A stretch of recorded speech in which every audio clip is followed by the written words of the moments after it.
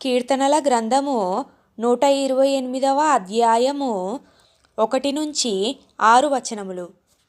యెహోవా యందు భయభక్తులు కలిగి ఆయన త్రోవలయందు నడుచువారందరూ ధన్యులు. నిశ్చయముగా నీవు నీ చేతుల కష్టార్జితమును అనుభవించెదవు. నీవు ధన్యుడవు, నీకు మేలు కలుగును. నీ లోగిట నీ భార్య ఫలించు ద్రాక్షావల్లి వలె నుండును. నీ భోజనపు బల్ల చుట్టూ నీ పిల్లలు ఒలీవ మొక్కల వలె నుందురు. యెహోవా యందు భయభక్తులు గలవాడు ఇలాగు ఆశీర్వదింపబడును.